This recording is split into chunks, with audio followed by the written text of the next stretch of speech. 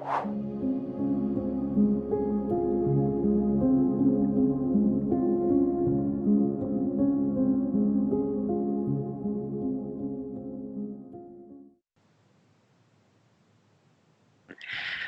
à tous et bienvenue à vous pour cet après-midi d'échange orchestré par les éditions Le Duc. Alors, actualité oblige, une rencontre exceptionnelle cette année en mode webinaire, mais nous sommes là, vaillants, enthousiastes à l'idée de partager tous ensemble cette parenthèse bien-être avec au programme cet après-midi, 4 webconférences inédites en direct qui vont ouvrir l'horizon sur cette prochaine rentrée de septembre 2020 qui s'annonce, vous le verrez, particulièrement engagée. Merci à vous, évidemment, pour votre présence. Et puisque j'ai le plaisir de vous accompagner durant le déroulé de cet après-midi, je me présente à vous. Je suis Charlotte Savreux, je suis journaliste et ravie d'être là parmi vous au cœur de cet après-midi. Vous dire que même si nous sommes à distance, vous êtes co-acteurs à part entière de cet après-midi et vous pourrez évidemment tout au long de nos échanges partager vos commentaires, vos questions, vos interrogations. Et c'est lors des éditions Le Duc qui se fera le relais de vos réflexions en fin d'interview. Voilà, la tonalité est donnée et pour introduire cet après-midi, je vous invite à accueillir désormais et j'invite à nous rejoindre ceux qui sont à l'initiative de cet après-midi. Merci d'accueillir Karine Bailly de Robien et Pierre-Benoît de Véron, directeur associé des éditions Le Duc. Bonjour et bienvenue à vous deux. Bonjour Charlotte, bonjour tout le monde. Bonjour Charlotte, bonjour à tous. Alors, on va déjà resituer un petit peu le contexte de cet après-midi parce qu'une édition 2020 totalement inédite puisque nous sommes cet après-midi à distance. Mais il y avait un objectif à la clé pour vous, Karine, c'était de rester dans l'action, dans l'information, être présent envers et contre tout. Absolument, Charlotte. Chaque année, au mois de juin, on rassemble nos partenaires, les libraires, les journalistes, pour leur présenter notre rentrée de septembre. Et puis, cette année, Covid oblige, il a fallu qu'on repense notre manière de lancer notre rentrée. Et puis, on a trouvé qu'une migration numérique, c'était l'occasion d'accueillir encore plus de monde et de présenter notre rentrée devant encore plus de monde. Et puis, on aime bien tester des nouvelles choses chez Le Duc, donc on est très content de tester ce nouveau format avec vous. Et puis, pour animer ces webinaires, on a naturellement pensé à vous, Charlotte, qui êtes aussi une de nos auteurs, puisque vous avez écrit le très beau livre « L'année du déclic » et que vous nous suivez depuis longtemps. À toi, Pierre-Benoît. Karine, alors effectivement, après les quelques semaines si particulières que nous venons de vivre, nous avions plus que jamais à cœur envie de vous proposer, comme le veut notre devise, des livres pour mieux vivre, des livres qui contribuent au monde de demain. Vous allez donc pouvoir découvrir l'univers de 4 autrices et auteurs au message actuel et aux conseils précieux. Alors, bien sûr, pour commencer, Alice Chéron pour l'appel de la fugue, mais également, et nous espérons que vous êtes également inscrits à ces rendez-vous, Mathieu Brégégère pour « Et si la méditation était la solution », Lila Riouri pour « Protection et purification énergétique » et pour terminer, Dr Flo, auteur du livre pour Dr Flo, Docteur 2.0. Alors, leurs ouvrages paraîtront en septembre. Et si vous souhaitez plus d'informations d'ici là, n'hésitez pas à découvrir notre programme complet des titres à paraître. Mais vous pouvez également contacter l'équipe directement par mail ou via les réseaux sociaux. Voilà un beau programme en perspective dans l'ADN finalement des éditions Le Duc. Tiens, si vous deviez résumer en quelques mots la raison d'être, la vocation, la mission des éditions Le Duc, vous en diriez quoi, Pierre-Benoît ? Alors en fait, la culture des éditions Le Duc, elle se décline autour de 4 valeurs. La première, c'est créer pour inspirer. En fait, ça signifie communiquer notre passion dans nos ouvrages pour le partager aux lectrices et aux lecteurs. La deuxième valeur, c'est faire corps. En fait, l'entreprise, c'est avant tout une communauté humaine et elle demande de travailler en équipe et donc d'avoir des échanges bienveillants et respectueux, sans jugement, en acceptant des points de vue différents. Et pour les 2 dernières valeurs, Karine, je te laisse t'exprimer. Absolument, merci Pierre-Benoît. Donc chez le Duc, on voit grand. Hein. Pour nous, l'ambition, c'est pas un gros mot. Au contraire, on considère que nos auteurs ont des messages à faire passer et rien n'est trop beau pour eux pour que leur message soit entendu par le plus grand nombre de lecteurs. Et puis chez le Duc, et ce webinaire en est la preuve, on reste en mouvement, on est toujours en devenir, on est tout le temps en train d'apprendre. Et ces valeurs nous portent chance, puisque le Duc fait partie du top 3 des plus grands éditeurs sur les segments de la santé et de la vie de famille, segment dont fait partie donc le livre d'Alice Chéron. Tu vas nous en dire un petit mot, Pierre-Benoît? Oui, en fait, c'est surtout Charlotte et Alice Chéron qui vont en discuter longuement. Et donc, Charlotte et Alice, je vous laisse la parole pour présenter donc l'appel de la fugue. Merci à vous deux pour vos ambitions et cette présentation qui donne la tonalité, l'élan à notre projet.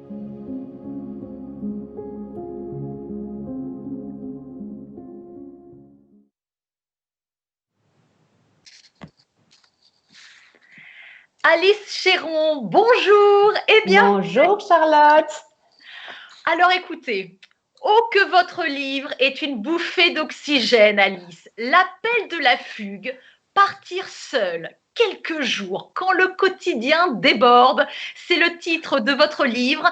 Vous nous invitez donc à fuguer, à vivre une aventure pour soi, en soi et avec soi-même. Et c'est aussi, on va le découvrir à vos côtés, un livre témoignage où vous revenez sur votre propre expérience de la fugue et alors des vertus si inspirantes que vous avez même développé un projet dont on parlera dans quelques instants, les fugues italiennes.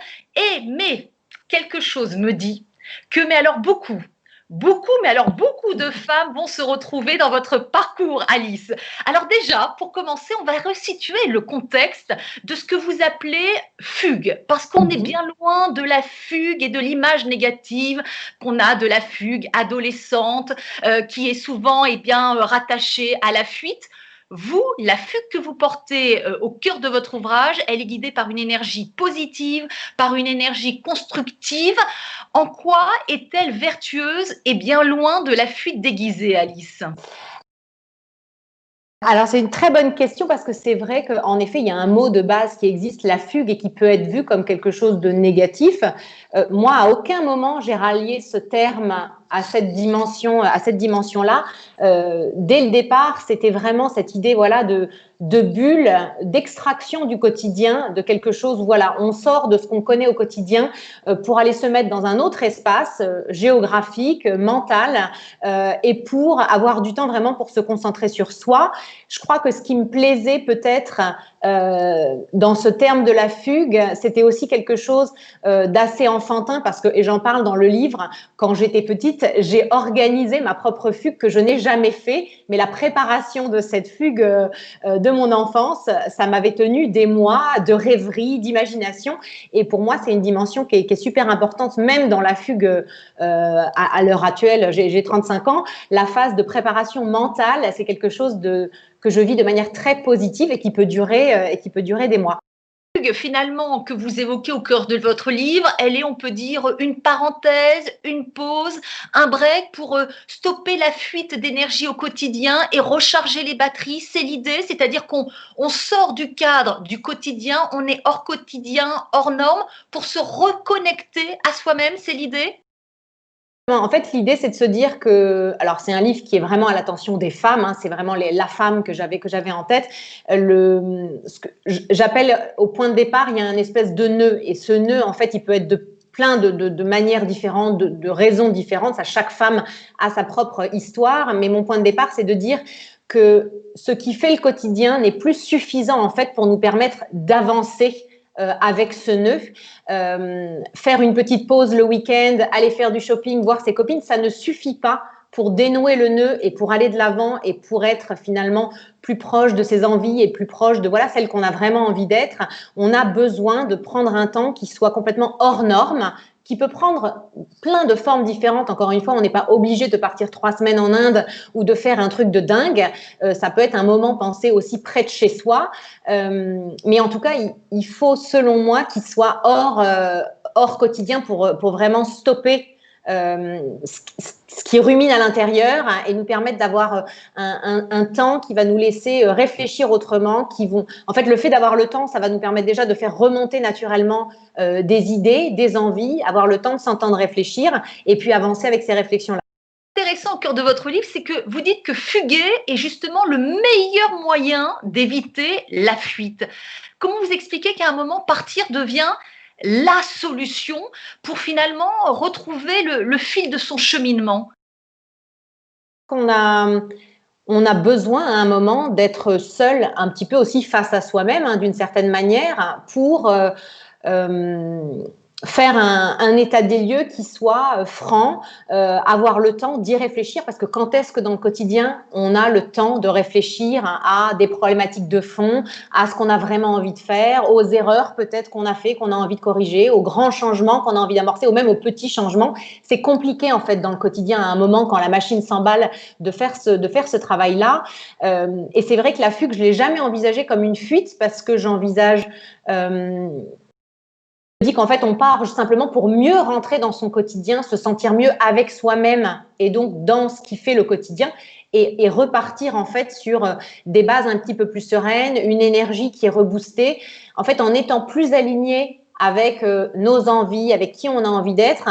Je pense qu'on repart du bon pied. C'est ce que vous dites, c'est finalement ça revient à mettre l'extérieur à distance, non pas contre l'extérieur, mais pour soi-même, pour se reconnecter à soi-même.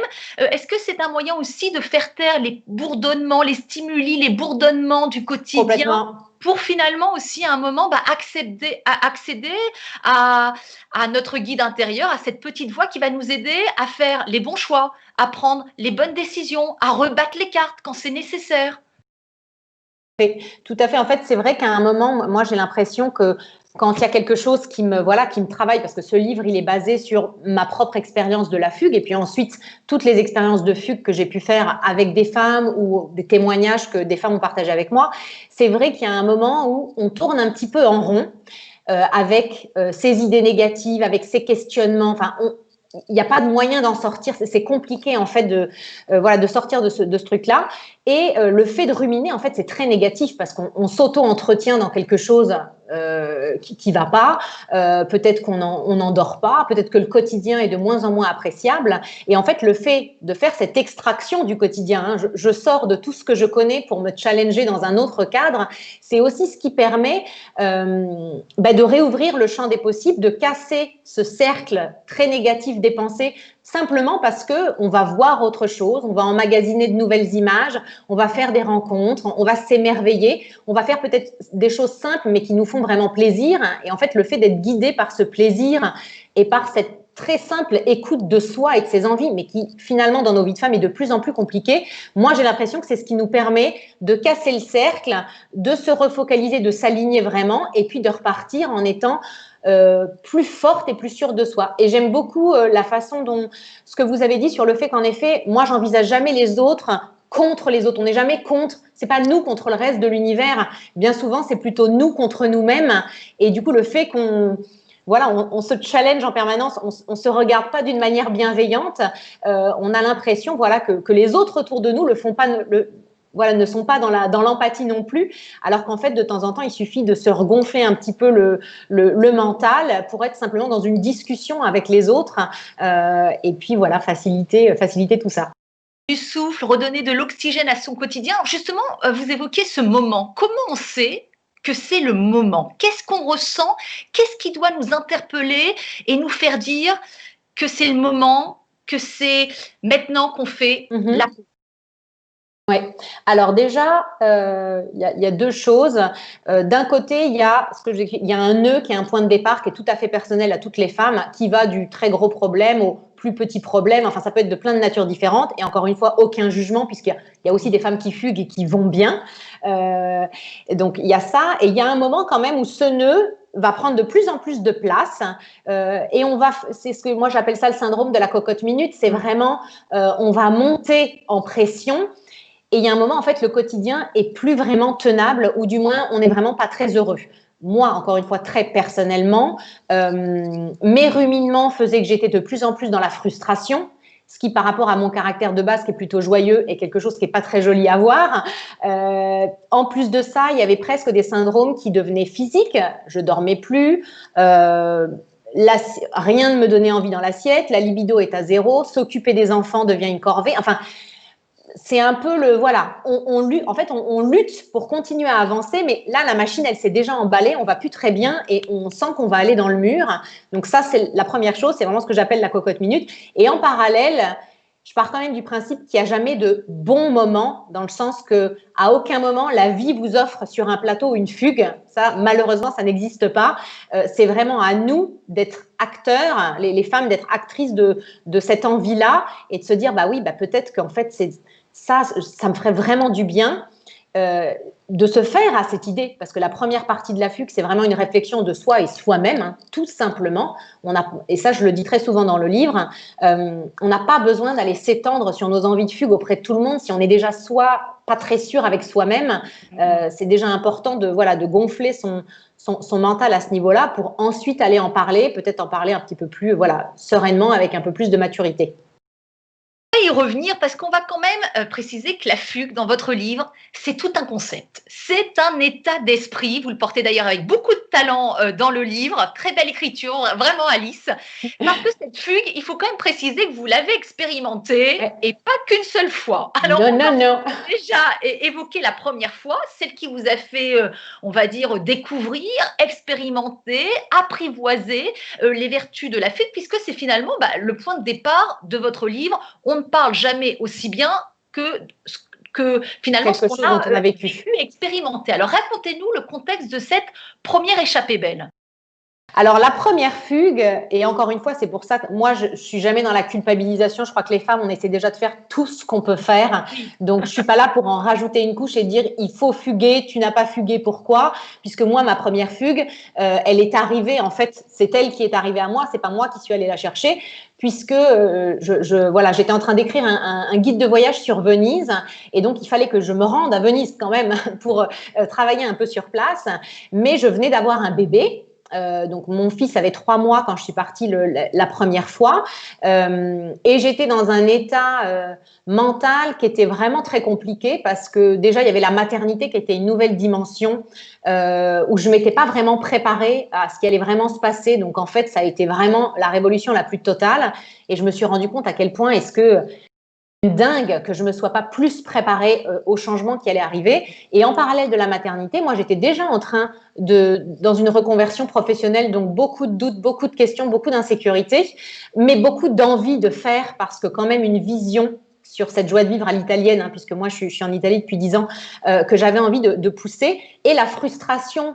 en plus avec le bébé, d'avoir comme ça, et c'était les vacances d'été, et tout le monde me demandait d'être assis sur un transat et de rien faire pendant 2 mois. Et moi, j'en étais malade, quoi.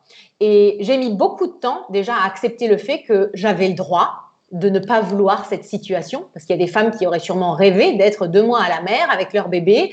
Et j'étais en plus dans un cocon extrêmement à l'aise. Mais moi, personnellement, en tout cas, c'était pas très aligné avec mes envies du moment. Et Dieu merci, j'ai jamais eu aucun problème à me connecter à mon enfant. Donc tout ça s'est très bien passé. Mais n'empêche que dans le rythme et dans le quotidien, on n'y était pas du tout. Et du coup, accumulation de frustration, je n'en pouvais plus. Cocotte minute à 100%. Et là, il y a eu ce projet de livre et donc cette possibilité d'aller à Venise pour faire plein de rendez-vous. Et donc, je suis partie 4 jours toute seule à Venise. J'y étais allée une fois avec mon mari. Donc, c'était pas non plus une ville que je connaissais à 100%. J'étais à fond. Et en fait, ces 4 jours dont le planning était plus ou moins dicté par la découverte des lieux que j'avais dont j'avais envie de parler, des interviews que j'avais déjà prévues. En fait, je suis allée d'un émerveillement à l'autre, puisque j'ai vu des endroits extraordinaires. Mon cerveau s'est remis à marcher pour quelque chose de précis qui était écrire par rapport au thème que je voulais développer et aux gens que je rencontrais. Donc déjà, le cercle des pensées négatives, il s'est fait à la seconde où je suis arrivée à Venise, où j'en ai pris plein les mirettes à la sortie de la gare et où je suis rentrée. Il y a eu un sas d'entrée dans la fugue qui était le train, et après, j'ai passé 4 jours vraiment enchanteur. Et pendant ces 4 jours, le physique aussi a joué un rôle, puisque j'ai marché presque 20 km par jour pour aller à droite, à gauche et avoir le maximum d'images. Et cette dimension physique, elle est toujours pour moi très importante, en tout cas dans les fugues. Et puis, il y a eu en fait de nouvelles images qui ont imprégné ma rétine, qui ont imprimé mon imaginaire, mon cerveau. C'est des images que j'ai gardées en moi parce que je les ai associées à un moment qui m'avait fait vraiment du bien et voilà, que j'ai tenu vraiment très longtemps. Et l'énergie en fait que j'ai gagnée avec ces 4 jours, c'est une énergie qui m'a pas tenu des semaines, ça m'a tenu des mois, ça m'a porté en fait. Et quand je suis rentrée, j'étais déjà plus... Déjà, j'avais repris confiance dans le fait que j'étais ma propre personne, j'étais maître de mes actions, j'étais redevenue moi, j'étais pas que la mère de Léoné, j'étais pas que la femme de mon mari, j'étais de nouveau cette personne qui fait des choses voilà pour elle. J'avais cette énergie de faire où j'étais même beaucoup plus en paix finalement avec la situation qui n'avait pas changé à la maison. Je suis rentrée, j'avais toujours un tout petit garçon, j'avais toujours 8 couches à changer par jour. Rien n'avait changé, mais tout avait changé parce que moi, mon cerveau... Voilà. Et pour la petite anecdote, et ça je crois que j'en parle dans le livre, pendant ces 4 jours à Venise, mon mari m'a fait la surprise de venir avec mon fils me voir pour me faire un coucou. Et en fait, je l'ai très mal pris parce que c'était ma bulle.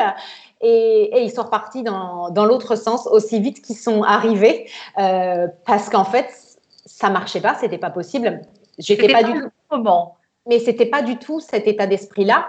Et ça, je l'ai retrouvé chez des fugueuses avec qui je m'entretiens par mail, avec que j'ai eu au téléphone pour discuter du sujet. Je me rappelle d'une jeune fille qui m'avait dit, moi, j'ai besoin de fuguer. Mon mari fait tout ce qu'il peut pour m'aider au quotidien. Et il ne comprend pas pourquoi est-ce que, puisqu'on a 4 jours, on ne part pas tous les 3 avec notre petit bébé. Pourquoi est-ce que moi, j'ai envie de partir seule? Donc, je sais que ça, c'est un truc qui est assez... c'est pas facile à faire passer comme idée. Et justement, puisque vous dites dans votre livre que cette première fugue vous a sauvé, pour reprendre vos termes, qu'est-ce que vous a révélé cette première fugue en termes de vertu au point de vouloir renouveler l'expérience après? Parce qu'on va y revenir, hein, plusieurs fugues, pas forcément quand ça allait mal d'ailleurs, parfois vous avez décidé d'aller saisir votre chance quand tout allait bien, mais juste pour éviter d'être confronté à la voie sans issue. Qu'est-ce que vous a révélé cette première fugue en termes de vertu, parce qu'on va le voir, hein, des vertus qui se méritent, mais la fugue, elle a aussi un prix. En fait, c'est tout à fait ça. Je crois que la fugue, elle fonctionne. En fait, on peut avoir peur de la fugue parce que peut-être on a peur que les autres aient une certaine opinion de nous, mais on a surtout, je pense, peur de la fugue par rapport à ce qu'on va confronter de soi à soi-même. C'est-à-dire qu'à un moment, quand on prend, même si c'est que 48 heures, seul avec soi-même, ou toute la journée est passée seule, on mange seul, on fait des choses seul, en fait, on se confronte aussi à une certaine solitude et au rapport qu'on a simplement avec soi-même.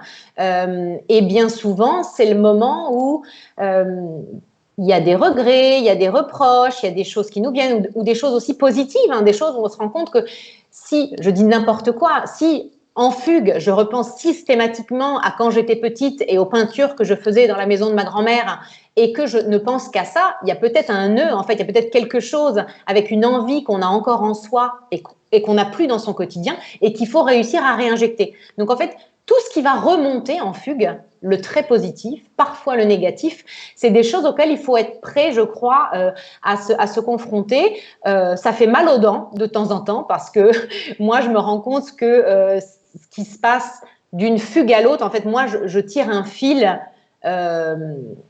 que j'ai démarré un tout petit peu avant cet épisode de fugue, qui était déjà une séparation qui a été difficile, la décision de rester en Italie, ce sont des choix de vie qui n'étaient pas du tout mes choix de vie à la base.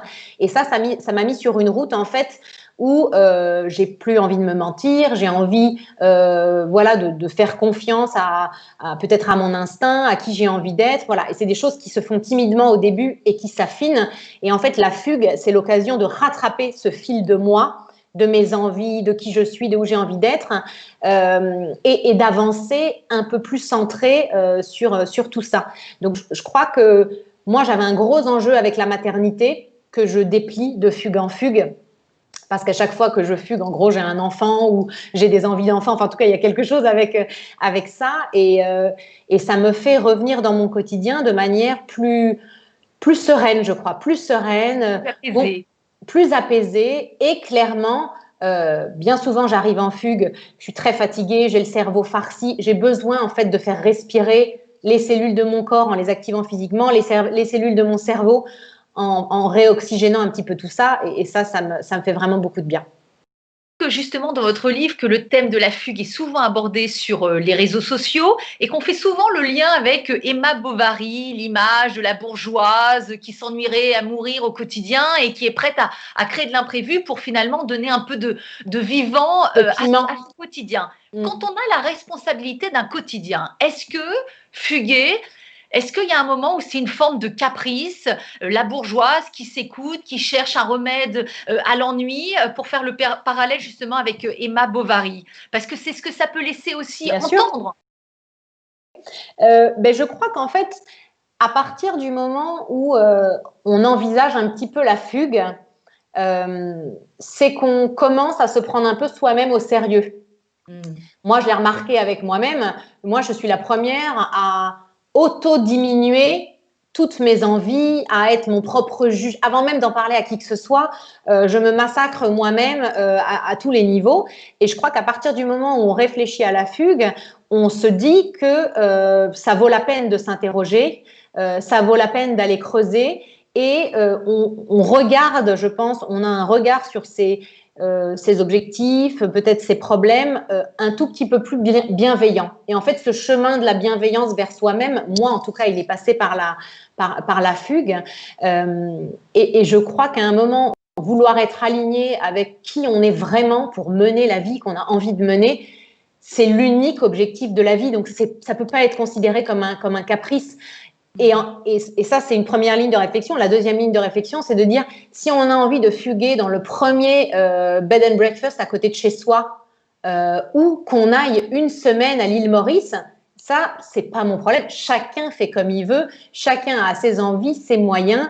Et moi, j'aime cette idée que la fugue, oui, maintenant, j'ai mon projet des fugues italiennes, il y a des femmes qui fuguent avec moi, mais j'aime surtout l'idée que toutes les femmes fuguent, chacune à leur manière, et quel que soit leur budget. C'est ce que vous dites, c'est comme une pause étape au cœur de son cheminement, et j'aime beaucoup cette phrase, pour finalement un jour devenir celle qu'on a toujours voulu être. Et alors, on poursuit sur le cheminement de la fugue. 2 ans plus tard, vous faites une deuxième fugue parce que vous dites clairement que vous avez littéralement explosé. C'était dans quelles circonstances? L'enfant, c'était la première fugue. Là, il y avait un autre contexte. Qu'on était plus dans le schéma de la charge mentale, la to-do list infinie qui nous explose au visage, en gros, puisque entre-temps, donc il s'était passé au moins 2 ans depuis la première fugue, j'avais eu un autre enfant, on était en train de construire une maison, j'avais mon projet professionnel qui avançait pas comme je voulais, je m'étais lancée dans un truc où tout le monde me disait « mais qu'est-ce que tu fais ?» Enfin, c'était difficile en fait d'être bien dans ses baskets et d'avancer avec tout ça. J'avais manqué un rendez-vous de la fugue parce que j'avais eu très envie de partir 1 an après ma première fugue, et pour une raison qui finalement n'était pas si valable que ça, j'ai décidé de ne pas le faire. Or, j'étais enceinte et du coup, ça a tout redécalé. Donc, quand je suis arrivée à mon besoin vraiment de fugue la deuxième fois, j'étais vraiment au bout du rouleau. Naturellement, j'ai eu envie de Venise. Et ça, j'en parle dans le livre. Hein. Où est-ce qu'on va? Qu'est-ce qu'on fait? Mais où est-ce qu'on va? Comment on choisit cette destination?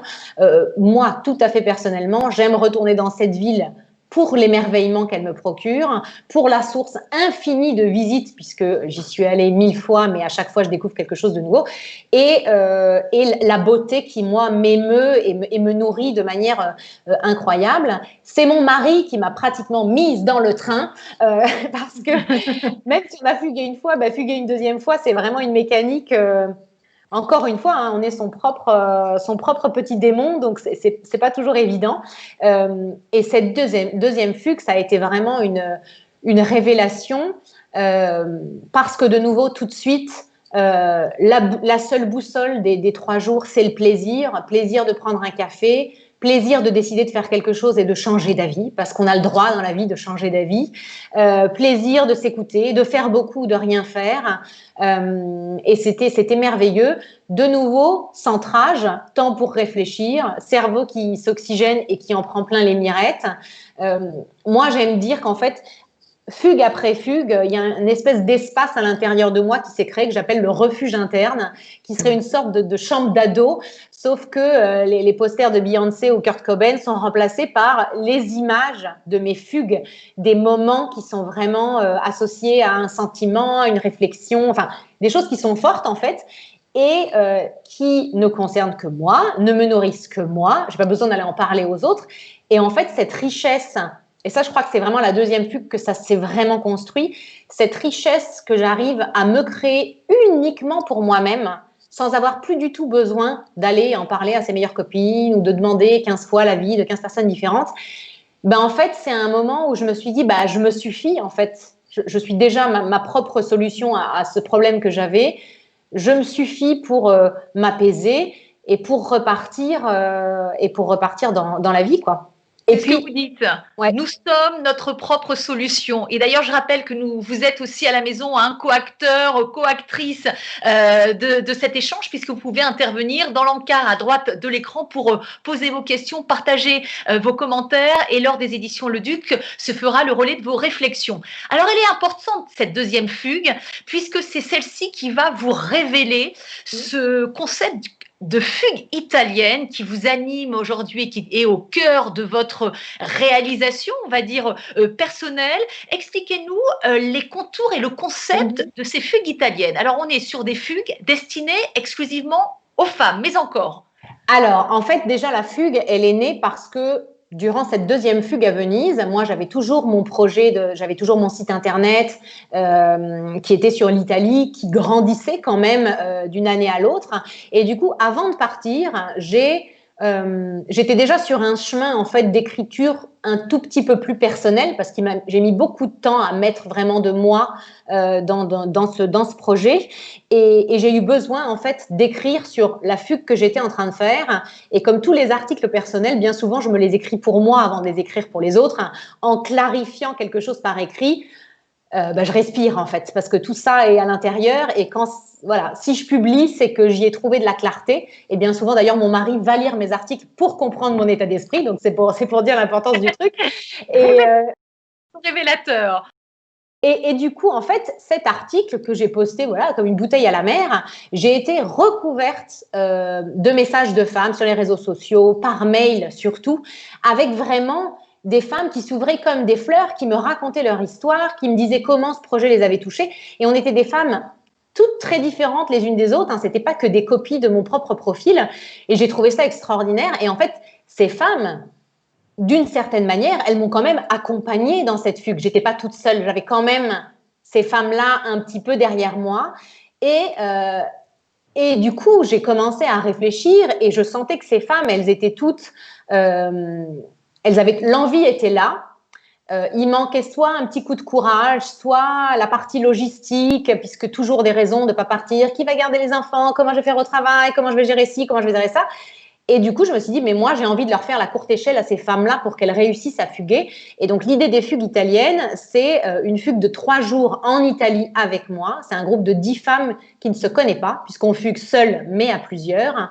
Et en fait, on profite d'un côté de l'émerveillement, parce que en fait, moi, je suis allée tirer vraiment les ficelles de ce qui m'a fait du bien personnellement dans ma fugue et je suis allée transposer ça sur un week-end de 3 jours. Et je crois que cette dimension très personnelle du projet, c'est aussi ça qui plaît parce que je n'y mets que de moi, en fait. Voilà, j'essaie de raconter des histoires, de choisir des lieux qui, moi, m'ont touchée d'une manière ou d'une autre, de mettre à disposition aussi tout ce dont je parle depuis 7 ans sur mon site. Et moi, j'aime pas l'idée de parler de quelque chose que les gens peuvent pas aller toucher, utiliser, vivre. Là, c'était une manière extraordinaire de faire vivre des choses très fortes à des femmes et d'aider, ou cette idée de courte échelle me plaît beaucoup, pour révéler quelque chose. Du coup, pendant ces 3 jours, il y a évidemment la bienveillance du groupe, le fait qu'il n'y ait pas de jugement parce que tout le monde, même si on est très différentes, l'état d'esprit est quand même similaire dans l'ouverture et l'envie d'échanger et de profiter. Donc ça, c'est super important. Et puis de l'autre, moi, je prévois un programme où les femmes, finalement, elles ne savent pas vraiment ce qu'elles vont faire et comment elles vont le faire, mais j'envisage un peu chaque étape comme j'appelle ça dans le livre, un interrupteur à émotion. C'est vraiment, je suis sûre que ce que je propose va provoquer quelque chose, mais par contre, je ne suis pas maître de qui va réagir sur quoi. Voilà.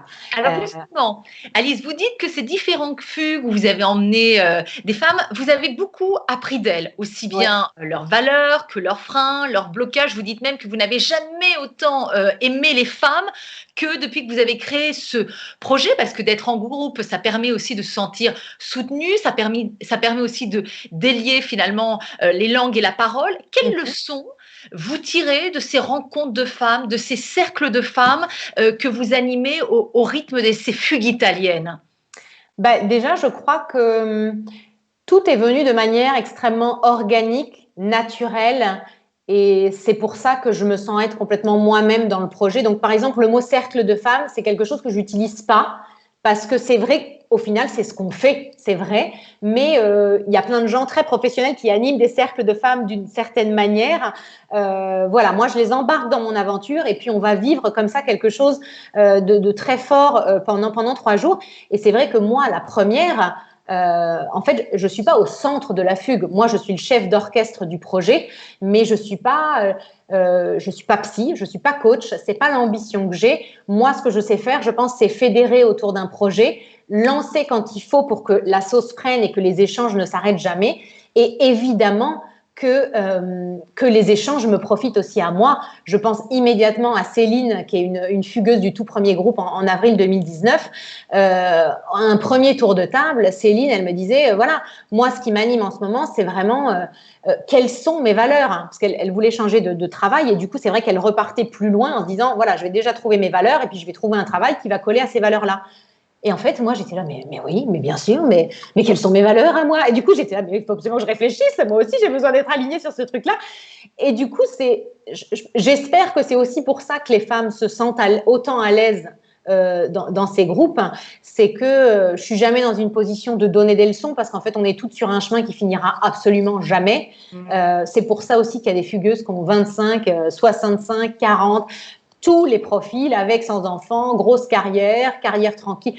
Tout est envisageable, mais tout le monde, apparemment, à un moment, a quand même besoin de fuguer.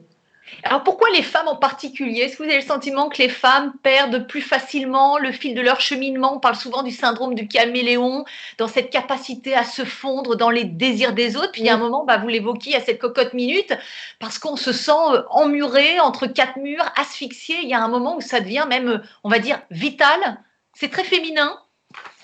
Je crois. Alors, encore une fois, et ça, je m'en rends compte en ce moment, je crois que c'est ce que vous disiez de nouveau tout à l'heure, le fait d'aider les femmes à être celles qu'elles ont toujours voulu être, c'est dire qu'en fait, on n'essaie pas de devenir quelque chose, on essaie surtout de revenir à la source. Oui. Et ça, je m'en suis rendu compte pour moi d'abord, voilà, même par rapport au théâtre que j'ai arrêté du jour au lendemain, alors que j'en ai fait beaucoup et que c'était vital pour moi. Je ne sais même pas comment mon cerveau a fait pour se justifier d'arrêter un truc aussi important et de continuer ma vie et d'ajouter autre chose qui n'allait pas. Et en fait, c'est vraiment cette idée-là, je pense, pour les femmes, c'est d'enlever une couche les unes après les autres pour revenir à quelque chose qui est vraiment essentiel, qui nous fait du bien et qui, au final, est vital pour vivre une vie qui soit vraiment conforme à qui on a envie d'être. Je ne saurais pas dire comment je transposerais le projet au masculin. Mon mari y réfléchit, mais pour récupérer les maris de l'autre côté, s'il veut leur faire du tennis et aller manger des pizzas, je ne sais pas si ça plaira. Mais en attendant, c'est vrai que je trouve que la femme, elle a besoin de temps pour se poser des questions. Et c'est vrai que dans le livre, je parle de cette histoire de caméléon. Parce que moi, je trouve que j'ai quand même de la personnalité, j'ai quand même des envies, je suis quand même active de ma vie. Et malgré tout ça, quand je suis pas sûre de moi ou j'ai pas encore eu le temps de réfléchir à comment j'envisageais certaines choses, par exemple la maternité, par exemple acheter une maison, je me laisse trascinare, je me laisse traîner dans un truc où je pense que c'est… En plus, c'est pas de la faute de la personne qui me traîne, hein, c'est moi qui suis en autoconviction que oui, c'est sûrement ce dont j'ai envie. Ah non, pas du tout. Quand on voit le résultat quelques semaines ou mois plus tard. Et en fait, c'est pas grave de s'être planté, c'est pas grave d'avoir pris un chemin qui est pas le bon. Je crois que ce qui est surtout important, c'est de s'en rendre compte et puis de remettre la barre et puis d'avancer, quoi. Exactement, réajuster ce qui doit être, remettre à l'endroit ce qui est à l'envers. Alors, 1 an plus tard, après cette deuxième fugue, vous repartez pour une troisième fugue, mais alors cette fois-ci, vous dites une fugue paisible, c'est-à-dire que vous n'avez pas attendu d'aller mal pour vous octroyer cette parenthèse. Est-ce qu'aujourd'hui, la fugue, c'est devenu pour vous comme un réflexe d'hygiène de vie, à la fois physique, psychique, pour être bien au cœur de votre histoire, pour être bien dans votre histoire? Absolument. Et d'ailleurs, si le livre s'appelle L'appel de la fugue, c'est pas tant un mono-appel qui serait la fois où on se lance, c'est surtout, le livre devrait s'appeler Le rappel de la fugue, techniquement, parce que c'est vraiment l'idée de comprendre à quel point ce moment nous fait du bien et de l'envisager comme une solution pour d'autres moments. À aucun moment, il y a une obligation de partir tous les ans. Il n'y a pas de rythme obligatoire. Là, par exemple, il y a de grandes chances que j'étais censée fuguer cet été. Clairement, je ne vais pas fuguer vu les conditions. D'une certaine manière, moi, mon début de confinement a été vécu comme une fugue, très bizarrement, alors que j'étais pourtant chez moi avec mes enfants, mon mari, et que c'était le bazar. Donc, c'est un moment que j'ai en tête. Je sais déjà ce que je veux faire la prochaine fois. Mais c'est là et ça arrivera quand ça... Dès que je vais pouvoir le faire, je vais sauter sur l'occasion, ça c'est sûr. Mais en effet, c'est vrai que c'est devenu, j'aime bien cette idée d'hygiène de vie parce que c'est un moment qui me recentre tellement, même quand ça va bien. D'ailleurs, quand je suis partie donc l'année dernière sur la côte Amalfitaine pour faire une retraite de yoga dont je rêvais depuis en gros 5 ans.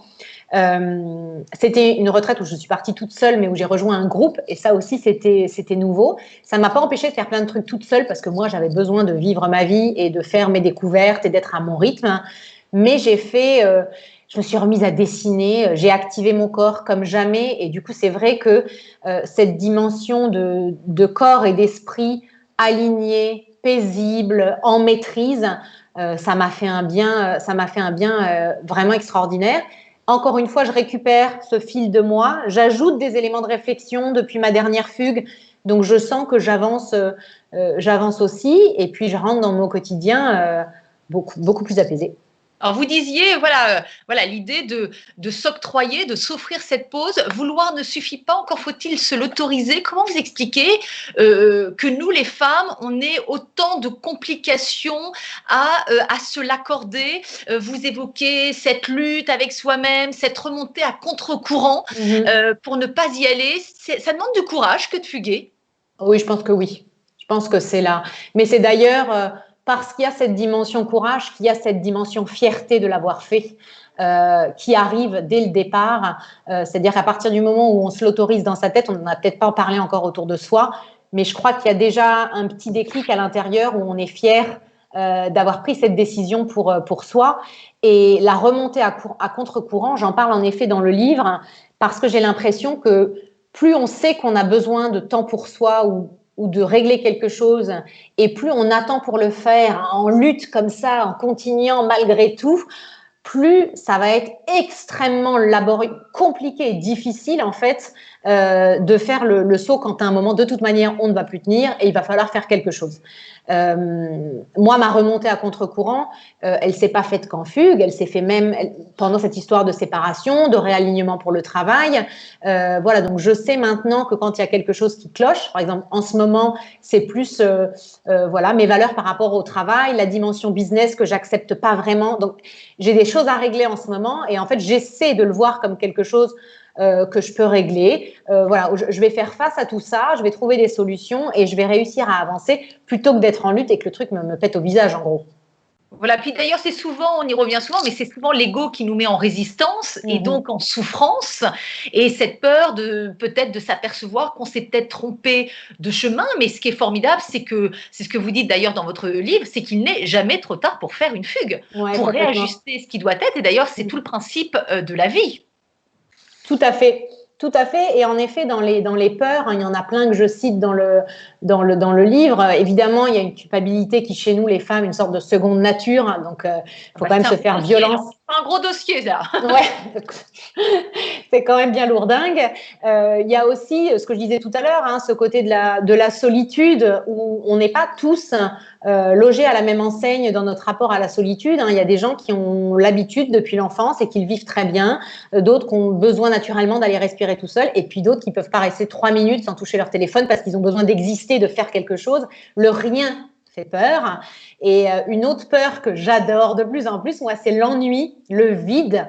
Et en fait, cet ennui et ce vide, surtout quand on a nos cerveaux de femmes en cinquième avec des to-do list, des choses à faire, des envies, et ben en fait, dans la vie, il faut des équilibres. Hein. Donc, quand on est plein, il y a un moment, il faut trouver du vide pour réussir à se recharger, à se reposer mentalement pour pouvoir un peu repartir dans sa vie.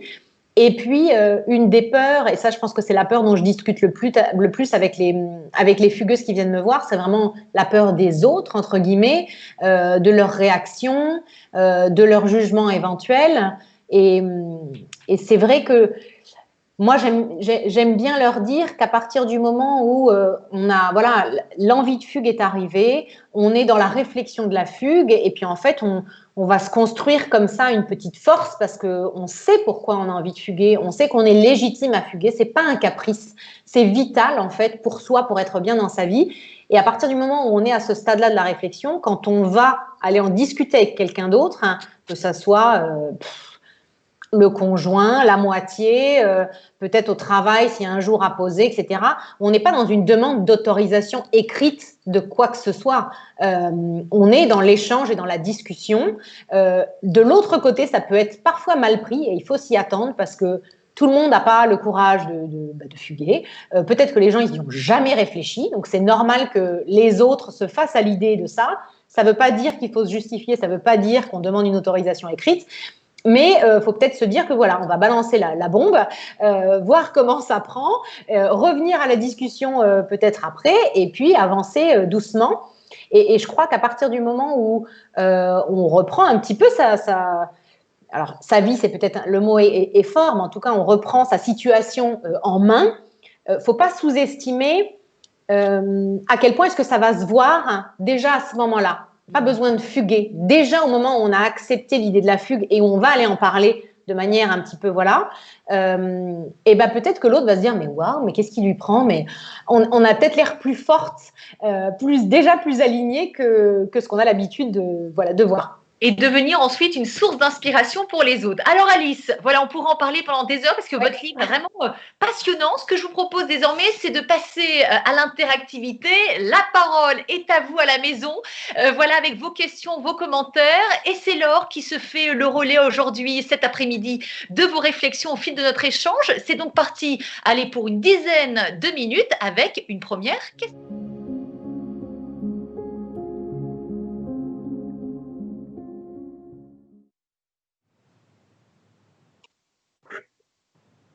Bonjour Laure. Bonjour Laure.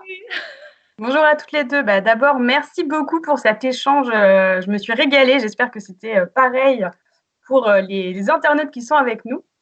Alors, j'ai quelques questions en effet. Par exemple, une première question de Marie-Astrid qui demande s'il y a un âge pour faire une fugue.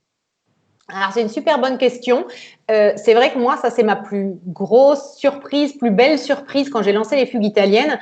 C'est que naturellement, quand j'ai parlé du projet des fugues, j'avais un peu mon propre stéréotype en tête, 35 ans, 2 enfants, changement de carrière, charge mentale, enfin la totale. Et en fait, j'ai eu en face de moi une panoplie de femmes qui étaient toutes très différentes les unes des autres, qui fuguaient pas du tout pour les mêmes raisons et qui, en effet, dès le départ, avaient des âges qui allaient dans un sens comme dans un autre.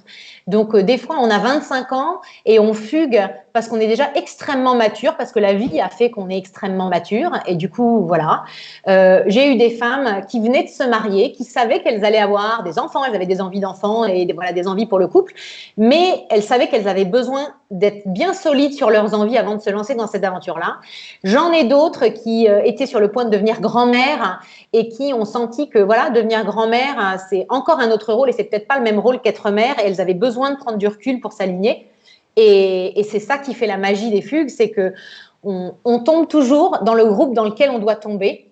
Et les interactions du groupe, de ce groupe-là en particulier, voilà, ça marche à tous les coups, c'est magique. Allez, une autre question, Laure? Une question un commentaire, une réflexion? Une question de Claire qui nous demande comment réussir à dépasser la culpabilité de l'envie de fuguer. Alors, de ma petite expérience, quand on continue à être dans la culpabilité, alors que l'envie de fugue est là, elle rumine, on y réfléchit, on y revient, mais on n'ose pas parce qu'on se dit c'est pas possible, c'est qu'on n'a pas encore donné assez de crédibilité à nos envies et à l'importance en fait de la situation et des réflexions auxquelles on a envie de se confronter. Donc je crois qu'il faut muscler un petit peu sa confiance en soi, muscler sa réflexion personnelle, se dire encore une fois que c'est pas un caprice que de vouloir prendre du temps pour être aligné dans sa vie et avancer comme ça. Et il faut se laisser du temps en fait. Il faut pas de nouveau se flageller en disant mais voilà j'ai envie, je suis pas capable de le faire. Ben non, c'est un process. Moi-même, si mon mari m'avait pas mis dans le train, peut-être que je serais jamais partie. Donc à un moment, il faut se lâcher aussi un peu la grappe et il faut se dire c'est normal. Attendons, voilà, laissons les choses aussi arriver à maturation. Et mûrir, voilà, on n'a jamais vu un arbre donner des fruits au moment où on plante la graine. Il faut laisser les choses se faire et maturer en nous pour justement les consolider. Et ce qui est assumé n'est jamais contesté par l'entourage. Donc c'est ça qui est formidable aussi. C'est d'abord, on vit l'aventure avec soi-même avant de la partager avec les autres. Exactement. Laure, cette question-là, justement, de faire accepter à l'entourage, elle a particulièrement été, je crois qu'il y a Fabienne en particulier qui aurait bien envie d'avoir quelques petits tips pour faire accepter à l'entourage, et notamment à son mari, dont ça pourrait chambouler le quotidien. Ouais. Voilà. Ben, je crois qu'en fait, la laisser faire. Ouais. Ben, déjà, il faut se dire que c'est normal que ça provoque des réactions parce que Fabienne, elle est peut-être jamais partie ou elle est peut-être partie il y a longtemps et du coup, bah, peut-être que la personne en face, en effet, elle va pas comprendre d'où sort ce truc-là. Donc, je crois qu'il faut accepter, encore une fois, que la personne de l'autre côté, elle ait une réaction, c'est sa réaction, c'est normal. Il faut laisser à l'autre personne le temps de réfléchir. Mais encore une fois, comme disait Charlotte, à partir du moment où on sait pourquoi on veut partir, on sait à quel point c'est vital et on assume.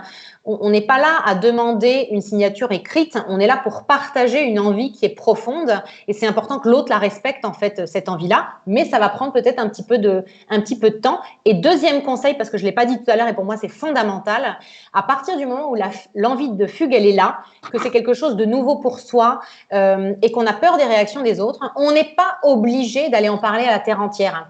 On peut se limiter uniquement aux gens pour qui c'est nécessaire pour un point de vue, par exemple, logistique, la maison, le travail. On aura bien le temps après d'aller parler à ses meilleures copines de sa fugue, quand nous-mêmes, en fait, on aura musclé cette confiance en soi et on sera beaucoup plus sereine, pas dans la justification, mais voilà, dans le simple partage. Puis quand on est plus en accord avec soi-même, finalement, les bénéfices secondaires, les autres en jouissent aussi d'une certaine manière. Ouais. C'est le double effet qui se coule. Quand on est en accord avec soi et en cohérence avec la personne à laquelle on aspire, finalement, les autres en profitent de manière, par ricochet. Exactement. Allez, peut-être une dernière question d'Aude qui demande si les femmes qui partent fuguer, est-ce qu'elles ont toutes un projet, des questions et donc une attente dans ces, dans ces fugues, ou bien est-ce que le grand flou finalement est autorisé? Alors clairement, il n'y a pas de fiche technique, tu vois, qui correspondrait à voilà, il faut rentrer dans ce cadre-là pour fuguer. La preuve, moi, je suis partie quand ça allait pas du tout, sans savoir ce qui allait pas vraiment. Ça allait pas du tout en sachant 2-3 choses, mais en me laissant le temps durant la fugue, les vraies raisons sont remontées. Il y a aussi eu je vais bien, je suis sur un nuage, la vie avance. Et si on allait se mettre sur un tapis de yoga juste pour quand même clarifier les objectifs, se dire bravo pour la dernière année parce qu'on a quand même bien bossé et continuons le chemin. Je crois que l'envie de fugue, elle peut venir de plein de choses. Moi, j'ai vu plein de fugueuses qui étaient super contentes dans leur vie, mais qui voyaient quand même la parenthèse enchantée comme quelque chose de bénéfique. Merci Laure. Merci. Merci à vous pour votre participation active. Merci à Laure, voilà, qui se fait le relais de vos réflexions, qui est un formidable interface cet après-midi, une passeuse précieuse pour nous. Merci à vous de nous avoir suivis. Allez, c'est la fin de ce webinaire. Merci Alice Chéron pour votre présence, Merci. cette belle énergie italienne que vous avez partagée avec nous cet après-midi. Je rappelle le titre de votre livre. L'appel de la fugue. Partir seul quelques jours quand le quotidien déborde. C'est des éditions Le Duc. La sortie, évidemment, c'est en septembre. Dites-moi, Alice, une dernière petite question. Les 2 mois de confinement là qu'on a pu vivre, est-ce que vous pensez que ça va occasionner des déclics personnels, professionnels, géographiques? Est-ce que ça va inspirer quelques fugues à venir? Je pense que c'est un catalyseur quand même de... C'est clairement un catalyseur d'envie, de besoin, autant dans un sens que dans un autre. S'il y a des choses qui n'allaient pas, je crois qu'on en a pris la mesure pendant cette quarantaine. S'il y a des choses qui allaient bien, qui étaient paisibles et qui étaient sur des rails, on en a pris conscience aussi.